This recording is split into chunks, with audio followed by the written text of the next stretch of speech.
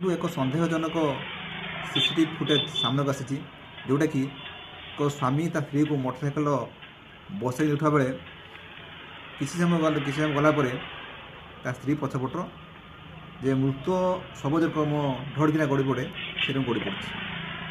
ଯେ ବର୍ତ୍ତମାନ ପାଇଁ ସେ ଗଡ଼ି ପଡ଼ିକି ସେଇଠି ସେ ଆଉ ନାହିଁ, ସେ ମୃତ୍ୟୁବରଣ କରିଛି। ଲୋକମାନେ ଆସିଲେ, ତା ସ୍ୱାମୀ ଯେଉଁ ଆସିଲା ଧୀରେ ଧୀରେ ମୋଟରସାଇକେଲରେ ଆସିଲା, ସେ ଗୋଟେ ନ ଦେଖିଲା ଲୋକରକମ ଆସିଛି। ଆପଣ ଦେଖନ୍ତୁ ଯେ ସେଇଟା ସିସିଟିଭିରେ ସେଇଟା କଏଦ ହେଇଛି।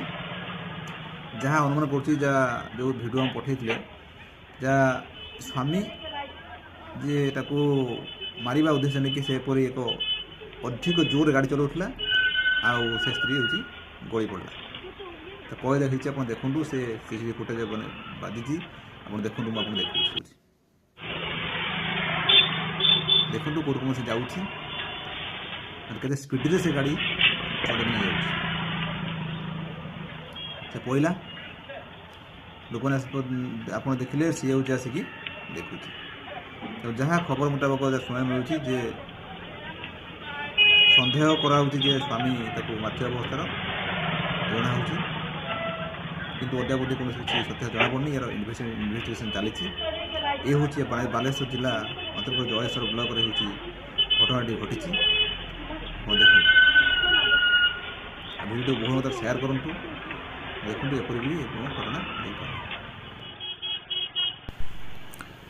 ଦେଖନ୍ତୁ, ମୁଁ ଏହାର ସମ୍ପୂର୍ଣ୍ଣ ଭିଜୁଆଲ୍ ଆପଣଙ୍କୁ ଦେଖାଇ ଦେଉଛି।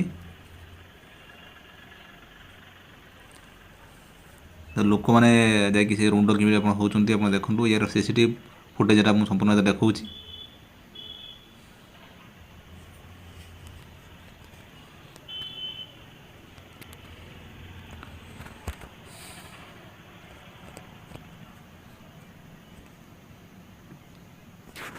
ତ ଆଶା କରୁଥିବି ତ ଏଇଟାକୁ ଆପଣ ବହୁଳ ମାତ୍ରାରେ ସେୟାର କରନ୍ତୁ।